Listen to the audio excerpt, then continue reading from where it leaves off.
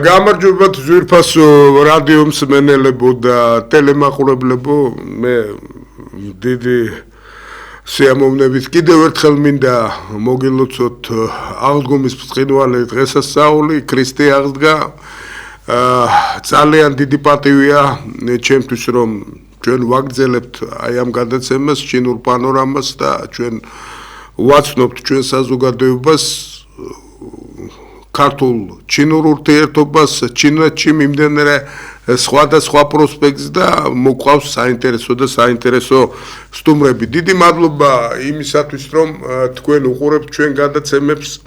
მე წარმოგიდგებით კიდევ ერთხელ, მე ვარ პატრი ნაჭყებია, პროფესორი სინძიანის უნივერსიტეტის ექსპერტ კონსულტანტი და მივესალმები ჩვენ მაყურებელს, რომელიც ჩვენ გვიყურებს. მაგრამ გადაცემის დაწყების წინ მე მინდა ტრადიციულად მივესალმო ჩვენ მაყურებელს, რომელიც თავისი აქტიურობით გამოირჩევა. ჩვენ ყოველთვის იცით რა არის, ბევრი წერილი მოდის ჩემთან Facebook-ზე, WhatsApp-ზე, ასე ვთქვათ, ისედაც მირეკავენ და მე მინდა ახლა ერთ ჩვენ ძალიან სერიოზულ მაყურებელს, ბატონ ანზორ ერქომაიშვილს მივესალმო. ბატონო ანზორ, უღრმესი მადლობა იმისათვის, რომ თქვენ ესე ყურადღებით უყურებთ ჩვენ გადაცემებს. მე იმედი მაქვს, რომ ჩვენ უახლოეს ხანებში გვექნება საშუალება უკვე შეკვეთით გავუშვათ გადაცემები უკვე იმ თემატიკაზე, რომელიც თქვენ გაინტერესებს და რაც შეიძლება უფრო მეტი აუდიოვიზუალური პროგრამა გაჩვენოთ.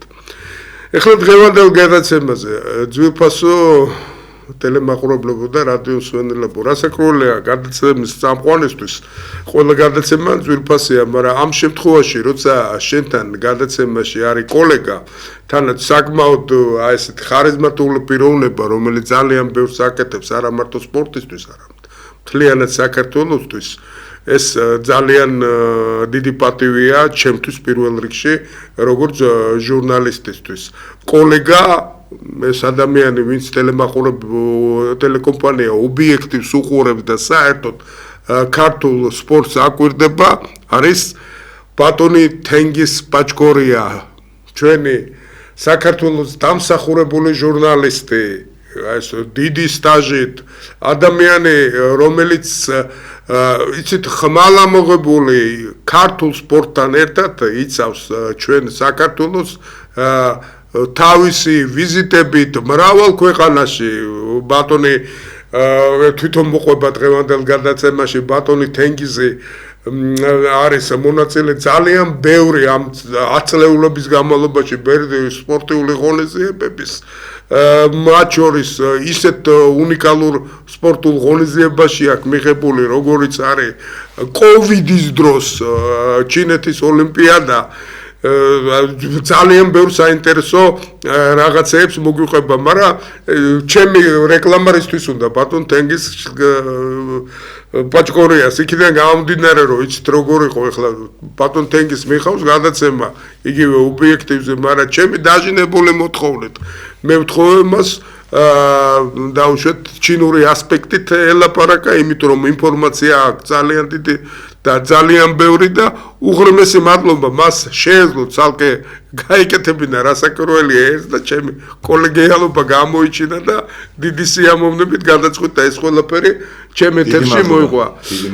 ბატონო თენგიზ, უღრმესი მადლობა იმისათვის, რომ ჩვენ დაგვითმეთ ცალკე ჩინურ პანორამას დიდი როლი და მე მინდა ჩვენი გადაცემა დავიწყო იქიდან, აი მახსოვს უბრალოდ ის წლები, კოვიდის წლები და როცა მითხრეს, რომ თენგიზ პაჭკორია მიდის ჩინეთში, იცით რა არის, თუ გახსოვთ თავიდან არ დავიჭერე, აი მეგონა რა კოვიდი იმაში კი არა, უბნიდან უბანში არ გადადიოდა ადამიანი და თენგიზ პაჭკორია ოლიმპიადაზე მიდის, დახურულ ოლიმპიადაზე, სადაც მაყურებელი არ არის. შეზღუდვებია ესეთი, ჩინეთში უნდა წავიდეს.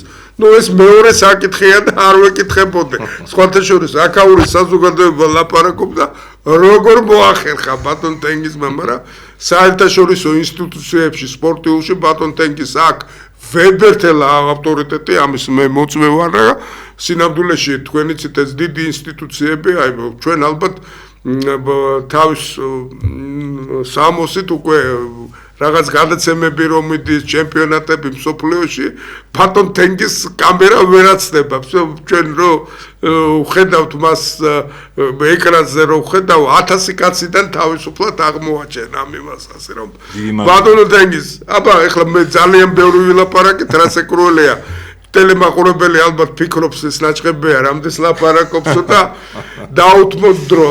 დიდი მადლობა ბატონო. გავიხსენოთ პეკინის ოლიმპიადა. ჯერ თავიდან დავიწყოთ ერთი შეკითხვით და დავამთავრებ მე.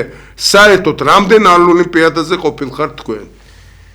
ზამთრის ორ ოლიმპიადაზე ვარ ნამყოფი, როგორც ჟურნალისტი აკრედიტირებული 2014 წელს სოჩი ზამთრის ოლიმპიურ თამაშებზე იმას ცალკე ვიტყვი რამდენიმე სიტყვით და 2022 წლის ზამთრის ოლიმპიურ თამაშებზე ჩინეთში. რაც შეეხება ზაფხულის ოლიმპიადას, პირველი და უკანასკნელი ზაფხულის ოლიმპიადა ჩემთვის იყო 1980 წელი, 20 წლის ვიყავი სტუდენტი, მე უკრაინაში ვსწავლობდი და იმ დროს ძალიან რთული იყო მოსკოვში იყო ოლიმპიადა მოხვედრა არა მარტო როგორ ჟურნალისტი იმ დროს დამწყები ვიყავი მაგრამ მოსკოვში მოხვედრა დახურული სისტემა ძალიან რთული დიდი შეზღუდვებით კოვიდი არ იყო მაგრამ სხვა ტიპის შეზღუდვები იყო და მე უკვე დამოუკიდებლობის პერიოდში მე მაგს დაფიცებული რომ სანამ საქართველოს ნაკრები ფეხბურთში, კალათბურთში, წყალბურთში, ხელბურთში, ჯოგბურთში, გუნდურ სახეობებში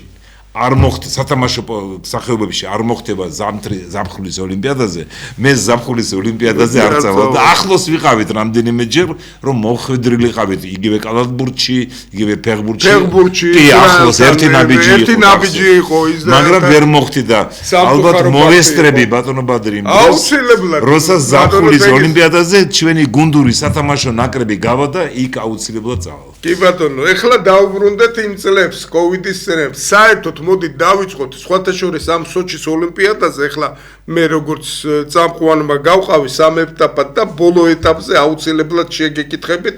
ჯერ ჩვენ ჩინეთის თემას რო გავწდებით, აუცილებლად რაღაცა თავისუფალ თემებზე გვექნება ბოლო წუთები და აუცილებლად გვაინტერესებს, მაგრამ დავიწყოთ საიდან რა ხდება ეხლა საქართველოში არის კოვიდი და თენგის პაჭკორია მიდის 2022 წელი. 22 წელი და მიდის პეკინში. გასაგებია. ესე იგი წესი ასეთია, როცა ზამთრის ოლიმპიური თამაშები ან ზაფხულის ოლიმპიური თამაშებია, დაახლოებით 1 წლით ადრე, ან 8 თვით ადრე უნდა შეარსო განაცხადი რომ როგორც ჟურნალისტი განაცხადი ეს მიდის საერთაშორისო ოლიმპიურ კომიტეტში აი ჩვენ ახლა სურათებს უყურებთ თქვენ ნიღბებით ტელემაყურებელთ პეკინში 2022 წლის თებერვალია ოლიმპიადის გახსნის ცერემონიაზე ეს კიდე ვთხოვ რეჟისორს რომ კიდე დაატრიალოთ და თქვენ ახლა მოყევით უბრალოდ თავიდან როგორ იყო ბატონო ემზარ ზენაიშვილი ოლიმპიური კომიტეტის გენერალური მდივანი და ქალბატონი მაკა გიორგობიანი საქართველოს ფიგურული ციგრაობის ფედერაციის პრეზიდენტი ერთად ვიმყოფებოდ კიდე რამდენიმე კი. აი ამ შემთხვევაში აუცილებლად უნდა გითხრათ იმიტომ რომ უნიკალური კადრებია ბაპატიეთ. პეკინის აეროპორტია გადაღებული პეკინის აეროპორტში. იმიტომ რომ ჩვენმა მოციქორებმა იქ პირველი სენსაცია იქ მოახდინეს ესეც გახსნის ცერემონიაზე პრესლოჟაში ერთ-ერთ უკრაინელ კოლეგასთან გვერდით იჯდა უკრაინელები იყვნენ სხვადასხვა ქვეყნის კოლეგები ვისაც მე ვიცნობდი ჯერ სოჩის ოლიმპიადიდან უნიკალური სურათებია ეს ნიღბებით დიახ ესე იგი ასეთი წესია რომ წინასწარ ეს პეკინშია გადაღებული ოლიმპიადის გახსნის ცერემონიაზე ჩინელ სტუდენტებთან რომლებიც მოვიდნენ ჩემთან და მიულოცე მათ ახალი წელი იწყებოდა იქ თებერვლის დასაწყისში ჩინური კალენდრით და ჩინურ ენაზე მასწავლეს ერთი წინადადება და მე ავყევი ამათ და სხვათა შორის იმ დროს ჩინეთში ეს გავრცელდა ეს კადრები. ახლა დავუბრუნდები ამ თემას. წესი ასეთია რომ ოლიმპიადამდე დაახლოებით 1 წლით ადრე ან 10 თვით ადრე უნდა შეავსო განაცხადი, ამას სწავლოს ეროვნული ოლიმპიური კომიტეტი, მიდის სოფლიო ოლიმპიურ საერთაშორისო ოლიმპიურ კომიტეტში, ყველა ქვეყანას აქვს თავისი კვოტა. ისე კი არ არის, თუ 20-მა ჟურნალისტმა შეიტანა და 20-ვე გაუშვეს, არა. ეს კვოტა გინდება იმის მიხედვით, თუ რა შედეგები აქვს ამ და იმ ქვეყანას ზაფხულის ან ზამთრის ოლიმპიურ თამაშებზე, რამდენი კაციან დელეგაცია მოდის სპორტსმენების. და ამიტომ საქართველოს ზამთრის ოლიმპიურ თამაშებზე ჟურნალისტების კუთხით კვოტა დიდი არ იყო, დაახლოებით 4-5 კაცი და მე როცა შევავსე ოლიმპიური კომიტეტიდან დამირეკეს 21 წელია, ხო, 1 წლით ადრე. თენგიზ ნამდვილად წახვალო, ჯერ ხომ კოვიდი არისო, კი მეთქი, თუ ცოცხალი მივედი იქამდე მეთქი 2022 წლის თებერვლამდე, ეს აკრედიტაცია რომელიც მე მომდია ჩინეთში. თუ მივედი ცოცხალი, მაშინ აუცილებლად წავალ. სხვა მიზეზი არ არსებობს მეთქი, რომ მე არ წავიდე. მერე იქ შეივსო საბუთები, დამიდასტურა საერთაშორისო ოლიმპიურმა კომიტეტმა და სექტემბერში, აგვისტო-სექტემბერში დამემართა კოვიდი. უკვე საქართველოში 21 წლის ძალიან მძიმედ აღმოჩნდა სამავთყოფოში. დიდი მადლობა იმ სამავთყოფოს ლევან რატიანი პროფესორი რომ არის მთავარი ექიმი, დირექტორი გადამარჩინეს. მაგრამ ხომ მძიმედ გადავიტანე და ამის შემდეგ კიდევ მირეკავენ ოლიმპიური კომიტეტი და თენგიზ როგორ ახარო მე მივხვდი რატომ მირეკავენ პირველ მინდა ვისარგებლების შემთხვევით და მინდა მადლობა უთხრა საქართველოს ეროვნული ოლიმპიური კომიტეტის პრეზიდენტს ბატონ ლერი ხაბილოვს, პირველ ვიცე-პრეზიდენტს ელბუჯა ბერიშვილს, გენერალურ მდივანს ბატონ ემზარ ზენაიშვილს და მთლიანად კოლექტივს, იმიტომ რომ დიდი ყურადღება გამოიჩინეს. მე უთხარი, ხომ გითხარით, თუ ცოცხალი ვიქნები, მოვდივარ, იმიტომ რომ 2021 წელს რომ იყო 20 წელს დანიშნული 21 წელს ტოკიოში რომ ჩატარდა ზაფხულის ოლიმპიური თამაშები, რამდენიმე ქვეყნის ჟურნალისტებმა, მათ შორის საქართველოს ერთ-ორმა უარი თქვა, იმიტომ რომ ვერ შეძლეს, კოვიდი იყო ძალიან მძიმე პირობებით, ხო და 21 წელს ვერ წავიდნენ იმ ტოკიოს ზაფხულის ოლიმპიადაზე, უარი თქვეს და ამიტომ გასაგები იყო რომ ოლიმპიური კომიტეტი მე ხომ არ გადაიფიქრა, არა მეთქი. ესე იგი ჩვენ დელეგაცია საქართველოს ეროვნულ ოლიმპიურ კომიტეტს მინდა მადლობა უთხრა მხარდაჭერისთვის. დელეგაციის ერთ-ერთ ნაწილთან წავედით ჩვენ პეკინში, სტამბოლის მეშვეობით, თბილისი, სტამბოლი, პეკინი, მაგრამ სანამ დაიწყებოდა ოლიმპიადა, რამდენიმე სტატია მქონდა ქართულ, რუსულ, ინგლისურ ენებზე, ქართულ და საერთაშორისო მედიაზე და აგრეთვე უდიდეს სააგენტოში სინხუაში იყო, ჩინეთის საინფორმაციო სააგენტო სინხუაში, მსოფლიოში ერთ-ერთი, ხუთეულში შედის, ხო, ხუთეულში. იქ დაიბეჭდა ორი ჩემი სტატია, როგორ ემზადებიან ქართველი სპორტსმენები ზამთრის ოლიმპიურ თამაშებისთვის ჩინეთში. და რომ ჩავედით, ახლა წარმოიდგინეთ ბადრი, ჩვენ გადავფრინდით სტამბოლში და სტამბოლიდან პეკინში თვითნავი იყო ნახევრად ცარიელი. და უთხარი დელეგაციის წევრებს, სადაც გინდათ იქ გაშალეთ ფეხები, დაიძინეთ, შორი მანძილია ხო, 8 საათი თუ 9 საათი, დაიძინეთ. მაგრამ შემოწმებები იყო ძალიან ბევრი იქ შტრიხ-კოდები რაღაც გაძლიერებული აი ეს კოვიდის დროს. და კოვიდის დროს და პეკინამდე რასაკვირველია ჩინეთმა მოითხოვა საბუთი, ყველა საბუთი რა საჭიროა, მაგრამ საბუთი რომ გავს გაკეთებული ვაქცინა. მე გადატანილი მქონდა და მე მაინც გავიკეთე ჩინური ვაქცინა. სუბუქი შედარებით, სუბუქი ჩემთვის და რომ ჩავედით, ბატონო ბადრი, ჩავედით ჩინეთში. ახლა ხედავდით იმ კადრებს, ქალბატონ მაკა გიორგობიანი, საქართველოს ფიგურული მციგრობის ფედერაციის პრეზიდენტი ყოფილი მოციგრავე ბატონ ემზარ ზენაიშვილი, ბატონი ლერი ხაბილოვი ჩავედით, იქ დახვედრას იყო ორიგინალური. ცარიელ დარბაზში, გაძლიერებული შემოწმებით. იქ არ წახვედი ერთი ნაბიჯი აქეთ, ერთი ნაბიჯი იქეთ. ყველაფერი ეს ძალიან სერიოზული ზომები იყო. ოლიმპიური დელეგაცია იყო ოლიმპიურ სოფელში, ნაწილი დელეგაციებრივ სასტუმროში და მე აღმოჩნდი ერთადერთი იქ რამდენიმე კოლეგა იყო, ვინც სხვადასხვა ადგილას და ერთ-ერთ სასტუმროში აღმოჩნდი და ვიფიქრე ახლა იქაც გაძლიერებული ზომები და აღმოჩნდა რომ სასტუმროში მოსამსახურე პერსონალი და სტუდენტები, სტაფის ხალხი, ვოლონტარები ისე იყვნენ მომზადებული, იცოდნენ რომელი ქვეყნიდან არიან მომავალი მათი სტუმრები და იცოდნენ საქართველოზე საკმაოდ კარგად. მომზადების დონე იყო უმაღლესი. მეკითხებოდნენ რამდენიმე სიტყვას ქართულადაც მითხრეს, რუსულ ენაზე, ინგლისურად და ასე შემდეგ. და საინტერესო ის იყო, რომ იმ ოლიმპიადის დროს ახლა ჩვენ მე ძირითადად ჩავედი მაინტერესებდა ფიგურული ციგროვების ამბავი. ვიცით რომ ჩვენმა მოციგროვებმა ბოლო წლებში ძალიან დიდი შედეგები აჩვენეს. და ეს ტრამპლინი ფაქტიურად ჩინეთიდან დაიწყო ამ ოლიმპიადიდან. ვიტყვი რომ მანამდეც იყო რამდენიმე ახლა მოკლედ ვიტყვი. ფიგურული ციგროვება საქართველოში 60-იანი წლებიდან მოდის. 65 წელიც არის, 60-61 წლებში იყო ჩემპიონატები.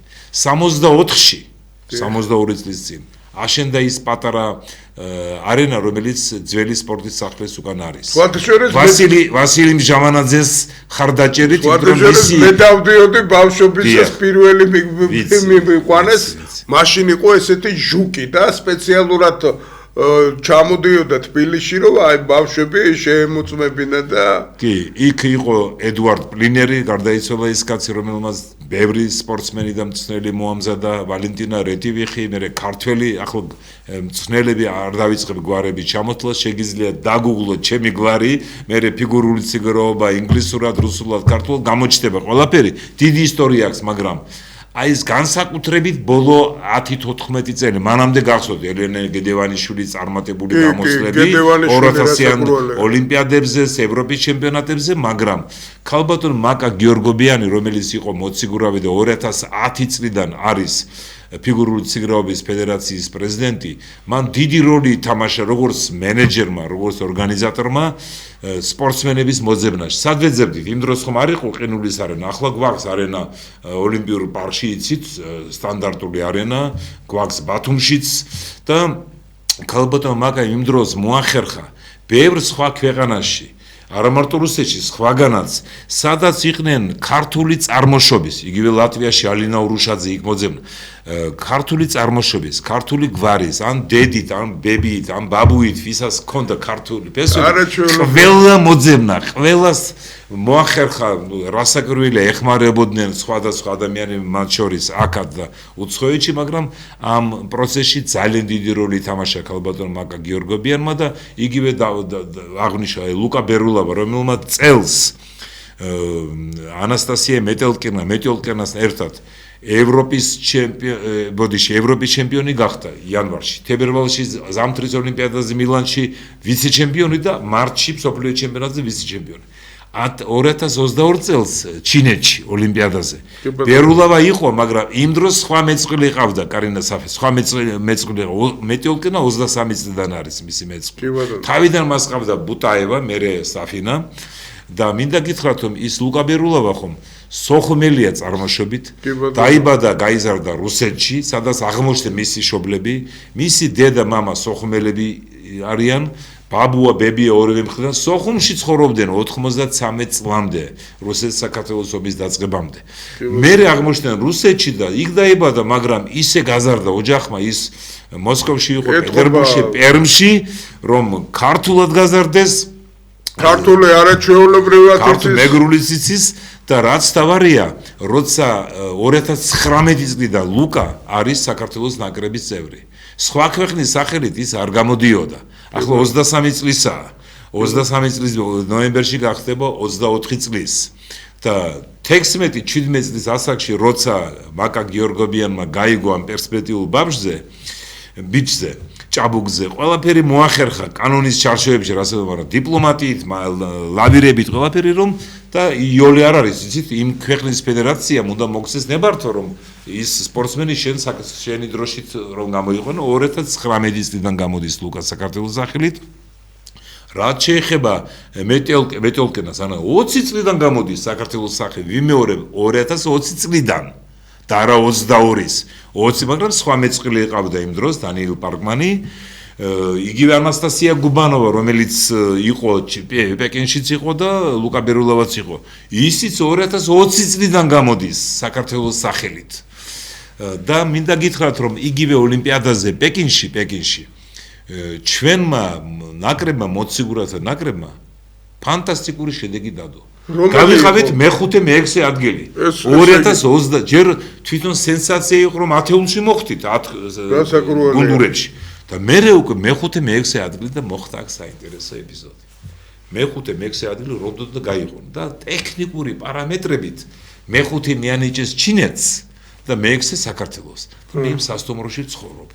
რომ გაიგო ადმინისტრაცია მე-5 მე-6 და თევარ გენერალური მენეჯერი მეკითხება რამდენი ყინულის არენა გაქვთ რატომ მეთქი მგონი 1.5-იც არ არის მეთქი ისე ჯამურად ხო ეს როგორ სხვა ქვეყნებში ვარჯიშობენ მეთქი წარმომიდგენიაო თქვენთან 10 არენა რომ იყოს მე-5 კი არა მე-2 ადგილს დაიკავებთ ვერ დაიჯერა რომ ასე პირობებში და მე რა ხდებოდა ყოველ დღე შემოქონდა ჩემთან დამატებითი საჩუქრები, ბანანები, საჭმელი რაღაცა სადი და ეს ძალიან ესეთი აი უბრალოდ ჩინეთს აი ყურადღებიანი და სითბო აი რა იცით რა არის ახლა ჩემი ბიოგრაფიიდან თქვენ ალბათ იცით ჯერ უნივერსიტეტი მაქვს MGO დამთავრებული ასე ვთქვათ ახლა ჩინეთის უნივერსიტეტის პროფესორი ძაბა ხუმარა 17 წელი მირისში ვიყავი და მქონდა პოსტსაბჭოურ სივრცეში და რუსეთთან ურთიერთობა, მაგრამ 2016-დან რაც ჩინეთის უნივერსიტეტში დავიწყე მუშაობა, ახლა აი ეს ფანტასიური თქვენ რო აღნიშნეთ, აი ეს ყურადღება და სითბო არ დამალვა, იცით როგორი მომენტია? აი შურის გრძნობა არ აქვს ის ამ რო შენის აი გაუკვირდათ როგორ გაიკავეთო მე-5 მე-6 როცა 1.5-იც არ არის ხო შოვინიზმის ელემენტი არ არის აბსოლუტურად და კარგად უთქვია და აი პოლიტიკას არ ვეხებით მაგრამ ურთიერთობაში ეს არ იგრძნობა ურთიერთობაში პოლიტიკა სხვა თემა იქ ინტერესებია მთავარი ხო სახელმწიფო ინტერესები მაგრამ ურთიერთობაში კულტურულ და ადამიანურ ურთიერთობაში ეს არ იგრძნობოდა ძალიან თბილად აი პეკინის ოლიმპიადის თემა რომ მოვწუროთ ისეთი თბილად მე ვგრძნობდით ასე რომ მე გავხდი პრიზიორი ოლიმპიადის ისე თბილად მეგვექცეოდნენ ყველგან და კოლეგებისგანაც ვიცი რომ ასე იყო იცით ბანდენგის აი პეკინის ოლიმპიადის თემა რო დავამთავროთ რასაკურილია ძალიან დიდი აი ერთ დეტალს ხო ვერ გვეტყოდით ყველაზე უფრო რამ დაგამახსოვრათ აი პეკინის ოლიმპიადის დროს აი დეტალი რაღაცა რაც თქვენ იქიდან წამოიღეთ რასაკურილია ეხლა ძალიან კაი ეპიზოდი იყო რომელიც მოყევით მაგრამ თუ ეს ეპიზოდი იყო უბრალოდ დაგბარა თუ იყო ორი მომენტი კი ბატონო გისმენთ ოლიმპიადის პეკინის თემა 66 წლის ვარ ბატონო ბადრი და 46 წელი ფაქტურად ვარ ჟურნალისტიკაში 55 ქვეყანაში ვარ ნამყოფი ევროპის, აზიის, აფრიკის მაგრამ ასეთი სითბო როგორ ჩინეთში სულ რამდენიმე ქვეყანაში თუ ვიგრძენი ძალიან ეს არ იყო გათამაშებული ან რაღაცა ნავარჯიშები ხიმილი ხო ნავარჯიში დატრენინგებული ხიმილი ასეთი სითბო ძალიან იშვიათობა იმიტომ რომ ჩვენს მიმართ საქართველოს მიმართ განსაკუთრებით გამოირჩევდნენ განსაკუთრებით ეს ყველგან დავინახეთ ეს პირველი და მეორე იყო ასეთი სასაცილო ეპიზოდი ჟურნალისტებს სხვადასხვა ოლიმპიო აკრედიტაცია ნახეთ იქ აკრედიტაციის დროს რაღაცა საჩუქრებს გაძლევენ ხო და მომწეს ერთი ჩანტა ჩვეულებრივი ზოგი ჩანტა რომელიც ოლიმპიადის დროს შემეძლო და ჩამოვიტანე მე და მე ხუმრობით ვეუბნები ახლა კი მაგრამ ვინ 100 კილოზე მეტია იმას ხომ მეორე ჩანთა ეკუთვნის მეთქი და მიყურებდნენ ერთი წამითო შევიდნენ სადღა ბაზაში არა 98 კილო ხართო დაფიქსირებული ყველაფერი როცა შემოვედი 98 მომიმატე წონაში და მაგრამ თქვენ რომ არ გეწყინეთო ეს ჩანთა სიის მიხედვით არის სხვა მომიტანეს დამატებითი არ მაწყენინეს კი ბატონო აი ხედავთ რა ყურადღება 98 ხართო შემოსლის დროს და ახლა თუ 100 კილო ხართო ეს არ ითვლება 100 კილო მე ყოველთვის ვეუბნები აი ამ დისციპლინის გამო ბატონო კინს ხშირად აი მასწავლებლები ჩემი თანაწამყვანი სინოლოგი გოგოა ასე ვთქვათ ნინი ციმენტია ძალიან ხშირად გვეკითხებიან გადაცემებში მშობლები როგორ მაინც ისეთ ფობია რაღაცნაირად ჩინეთში გაშვება მე კიდევ ერთხელ ვეუბნები დასავლეთი კი ბატონო რასაკურველია დასავლური განათლება ყველაფერი მაგრამ ნუ არ შეგეშინდეთ აი ბატონი თენგიზის კიდე ერთი ეს მონათხრობი დღევანდელი გადაცემა იმის გარანტია თუ როგორი დისციპლინაა და როგორი წესრიგია ჩინეთში და თქვენი შვილები თუ არის უსაფრთხო ადგილი სინამდვილეში მისასალმებელია რომ მისლები სადაც აი ეს რომ თუ სწავლის პირობებში გაატარებს თქვენი შვილები ჩვენეთში თქვენი ქედები დაცული მთელი ამ ინსტიტუციების მიერ ჩინური სახელმწიფოს მიერ ბალონ თენგის მოდით ახლა გადავიდეთ მეორე საკითხზე აი დავუშვათ ფეხბურთთან ასოციაცია ყოველთვის რასაკურველია ევროპასთან არის და გასაგებია რომ ევროპასთან არის ყველაფერი მაგრამ ევროპა და სამხრეთ ამერიკას სამხრეთ რასაკურველია მაგრამ ზოგ საკითხებში აფრიკის ქვეყნები მე ამ შემთხვევაში მქონდა მხედველობაში საქართველოსი ამ შემთხვევაში იმიტომ რომ რეგიონები ბევრი არიან ხო რასაკურველია ლათინურ ამერიკაში იმდენი და სამხრეთთან რასაკურველია თუ არის მაგრამ ამ შემთხვევაში ქართული ფეხბურთი და ჩინეთი თუ შეიძლება ამ თემაზე ძალიან საინტერესო და ჩინურ პანორამას დაამშვენებს უბრალოდ და კიდევ ერთხელ დარწმუნდებით რომ ჩვენი არჩევანი ამ სადღესასწაულო დღეები რო გავაკეთეთ ბატონი თენგის პაჩკორიას გამოსვლა როგორც რადიო მსმენელს ისე ტელემაყურებელს ძალიან დაინტერესებს აბა ქართული ფეხბურთი და ქართველები და ჩინეთი ესე იგი დამოუკიდებლობის პერიოდში პირველი ქართველი ვინც თამაშობდა ფეხბურთელი ვინც თამაშობდა ჩინეთში როგორც მე ვიცი და კოსმოსიდან და მიდასტურეს იყო სოხუმელი მეკარე გოჩა ჟორჟოლიანი სოხუმში დაბადებული გაზრდილი მეკარე ფეხბურთელი რომელიც თამაშობდა საქართველოს კლუბებში რუსეთის კლუბებში უკრაინის კლუბებში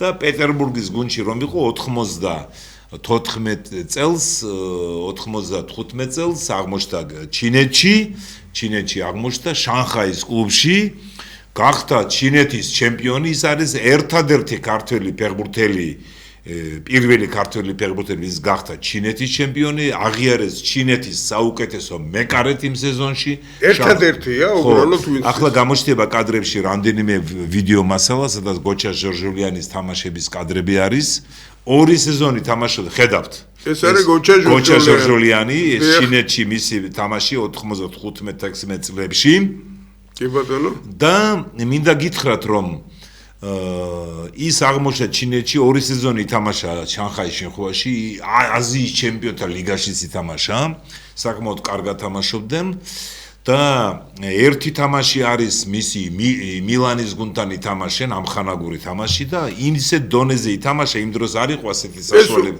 უმაღლესი ლიგა ჩინეთის ჩემპიონი შესთავაზეს მას ხედავთ იმის კადრი შესთავაზეს მას ჩინეთის მოქალაქეობა და ჩინეთის ნაკრებში თამაში უკვე პერსპექტივაში კი ბატონო მაგრამ მან უარი უთხრა რომ ასაკში კი იყო ახლა 29-30 წელი არაფერს არ ნიშნავს მეკარისთვის მაგრამ ის ელოდებოდა საქართველოს ნაკრებიდან და ისე დონეზე წავიდა 95-16 წლებში რომ ბატონ დავით ყიფიანს გადავეცი მე პირადად კასეტა სადაც იყო იმ დროს ხომ არ იყო აი ასე YouTube-ი და რაღაცა ასეთი ის არ იყო საშუალება გადაგზავნა კასეტა გამომიგზავნეს ჩინეთიდან სადაც იყო გოჩა ჟორჟოლიანის თამაშები 20 წუთი 40 წუთი ერთი ტაიმი და გადავეცი ბატონ დავითს ორი დღის შემდეგ მითხარ ამერიკეო და საქართველოს ნაკრები მოდეშით ბატონი ჟორჟოლიანი სოხუმის დინამოში თამაშობდა მანამდე თუ შეიძლება სოხუმის დინამოში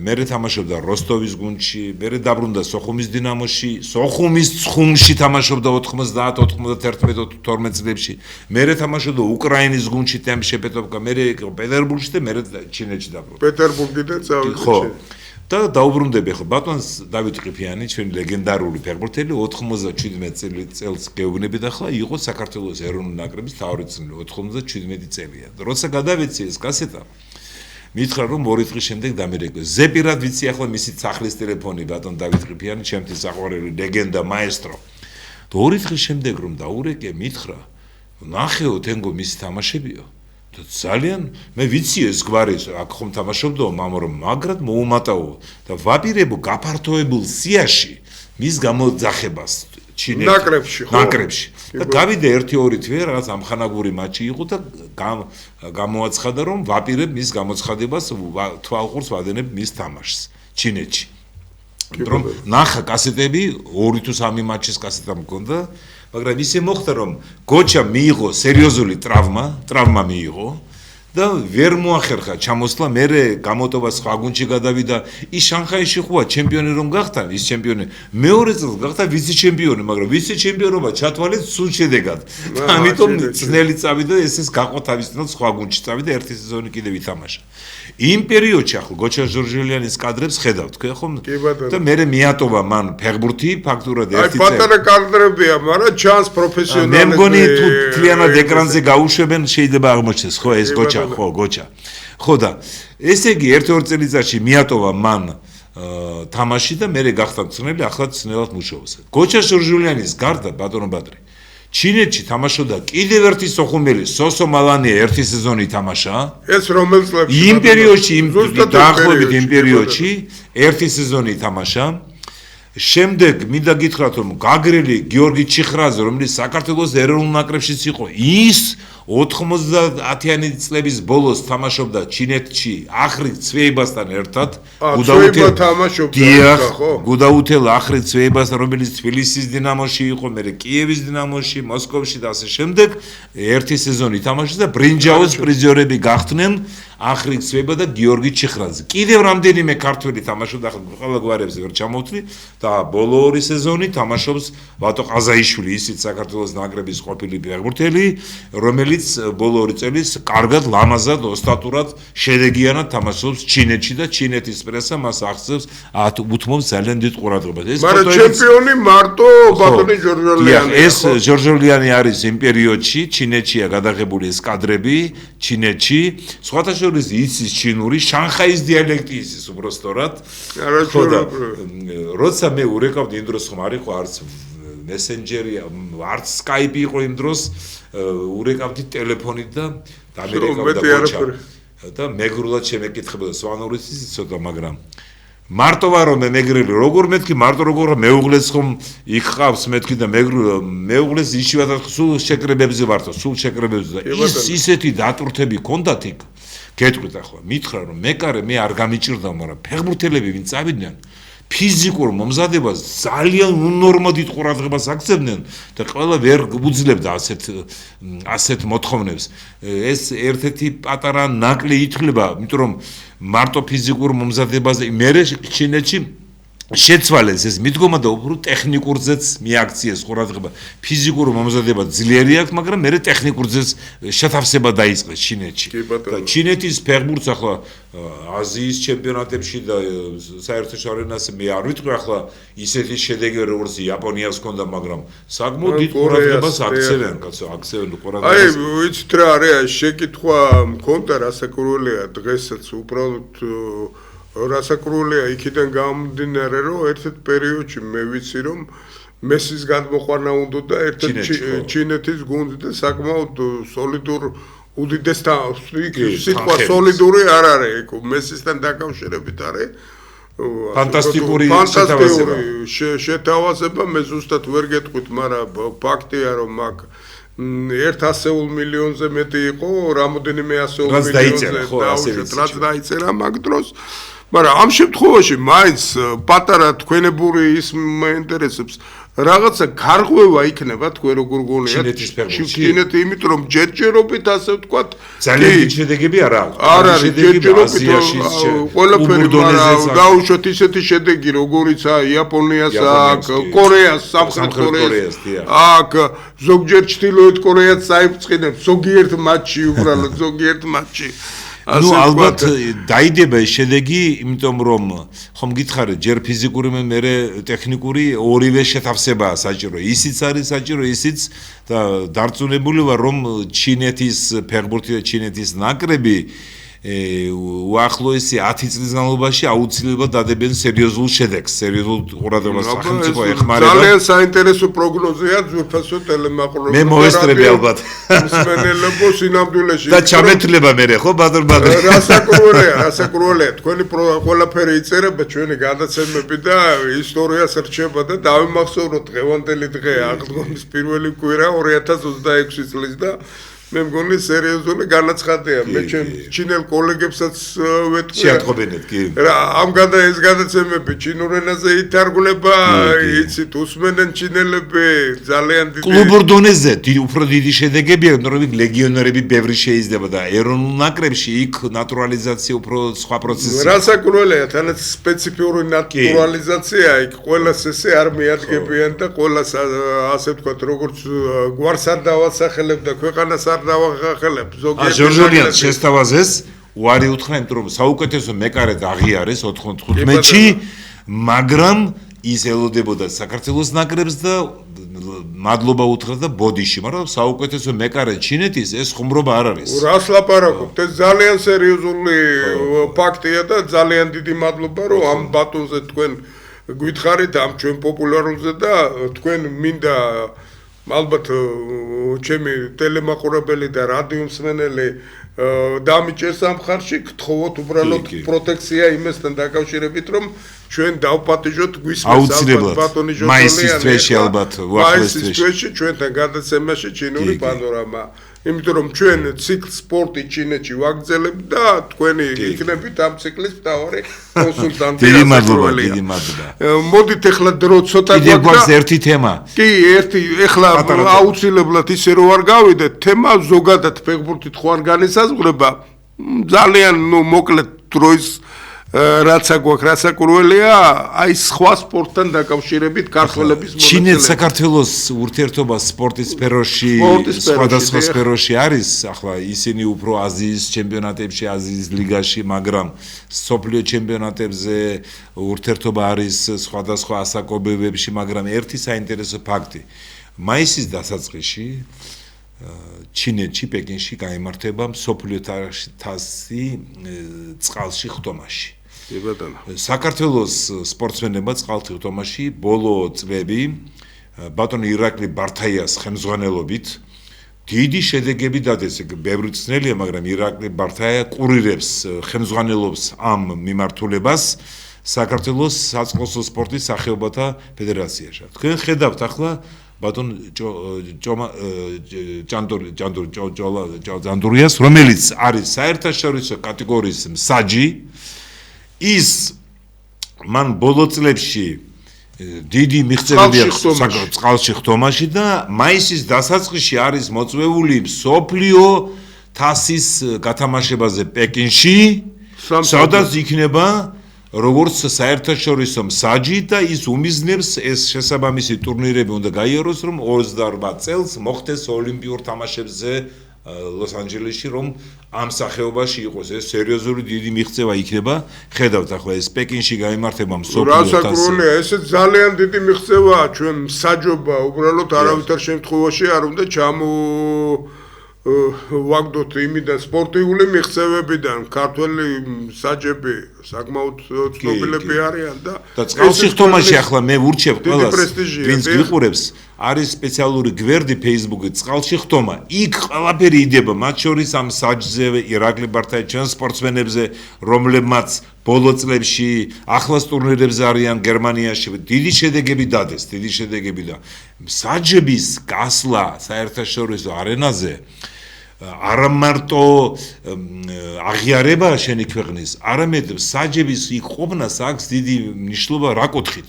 რადგანაც ის კაცი ჩვენი თანამემული არის საჯი, ეს ნიშნავს, რომ ისე ადვილად ვერ დაჩაგრავენ შენ სპორტსმენებს, იმიტომ რომ იმ საჯს აქვს თავისი ავტორიტეტი, ის თავისი თვალით უყურებს.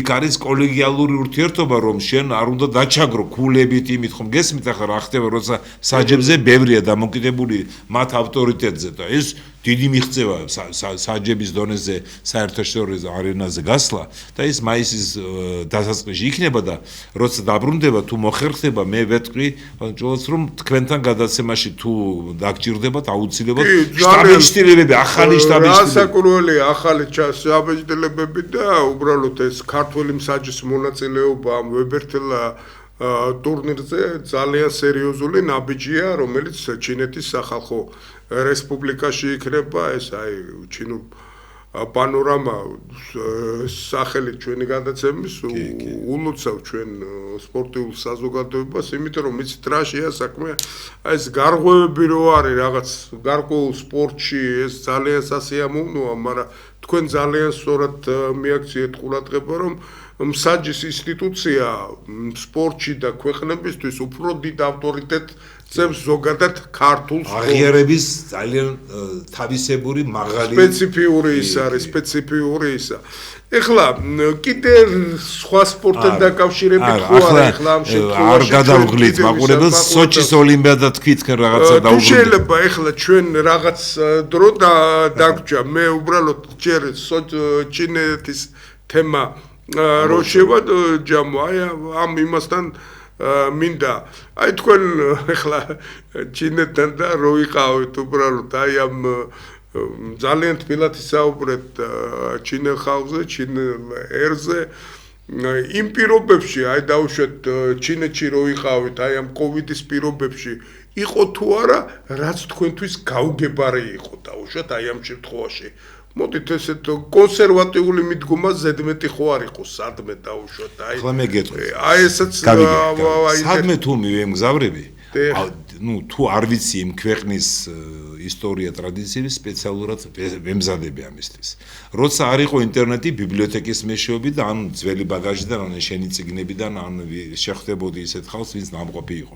ინტერნეტი იძლევა მის საშუალებას, რომ მეტნაკლებად გაისახა. ჩინეთი ბავშვობიდან მაინტერესდა ყოველთვის ხო და 70-იან 80-იან წლებში დაუშვათ არა მარტო ამერიკის ხმას და რადიო სვაბოდას თავისუფლებას რუსულ ენაზე ან ქართულ ენაზე, არამედ ჩინეთის რადიოსაც უსმენდი, რომ მაინტერესებდა რუსულ ენაზეც ჰქონდათ მათ გადაცემები.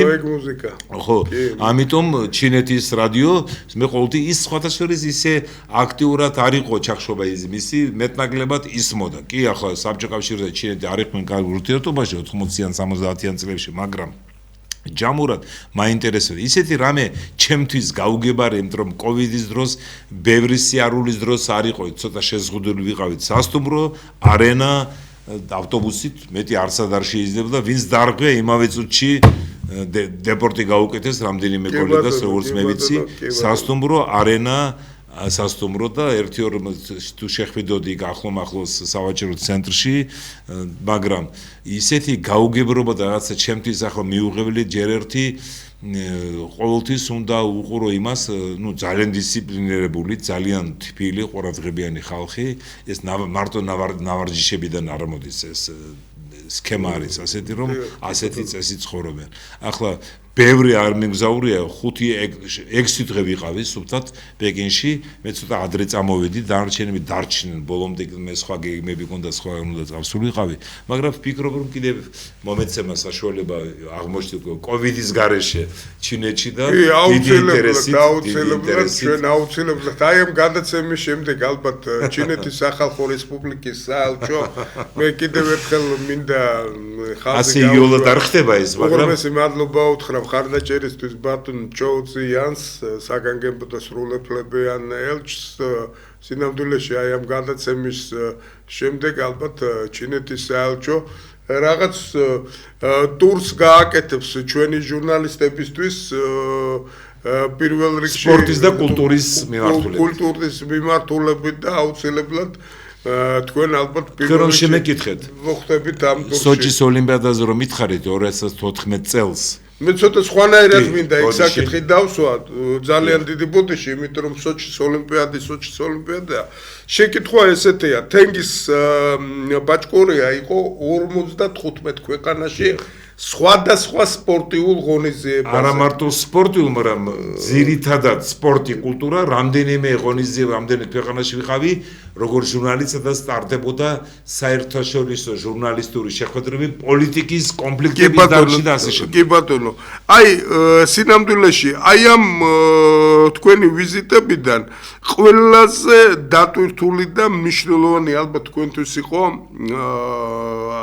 ოლიმპიადა, რომელიც სოჩში ტარდებოდა, იმიტომ რომ ალბათ ჩვენმა საზოგადოებამ კარგად იცის ბატონი თენგიზი არის სოხუმელი ადამიანი, მან ძალიან დიდი ტკივილი დატოვა სოხუმში, თქვენ იცით ტრაგედია მის ოჯახში რაც მოხდა და დღესაც მე ბატონ თენგის რო უყურებ მის მეორე მესამე დღეს უბრალოდ იქ თქვენ იცით მამამისი დაიღუპა დაბომბვის დროს სოხუმში ამ იმიში აი მისი სახე მახსენდება რა ვაშკაცურად გადაიტანა ეს ყველაფერი ხო და თქვენ სამშობლოსთან ახლოს ხდებოდა ეს სოჩის ოლიმპიადა მშობლიურ ქალაქთან დიახ არ გაგიკვირდათ უბრალოდ არ გაგიჭირდათ ამ ნაბიჯის გადადგმა გეტყვით ახლა დიდი მადლობა შემახსენეთ ეს სულ გულში მიდევს მაგრამ შეახსენეთ მაყურებელს იქ მამაჩემი 56 წლის იყო დაიღუპა დაბომბვის დროს დედაჩემმა მიიღო ბევრი ჭრილობა მეც ვიყავი დაჭრილი და მე გავაგზელე